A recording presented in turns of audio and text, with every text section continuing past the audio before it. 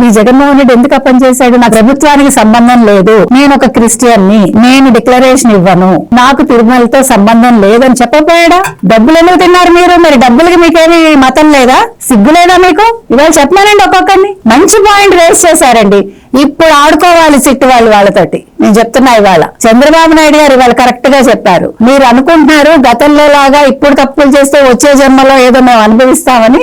కాదు, ఈ జన్మలోనే అనుభవిస్తారు. నేను ఇది వదిలిపెట్టను, నేను దేవుడి మీద నాకు నమ్మకం ఉంది కాబట్టి ఆ దేవుడే నన్ను అలిపిరిలో కాపాడాడు అని ఆయన చెప్పారు. కరెక్ట్ అది. అసలు అలాంటి చోట ఆ రోజు చంద్రబాబు నాయుడు గారు బతికి బట్టకట్టారంటే ఖచ్చితంగా ఆయన నా దేవుడే కాపాడాడు.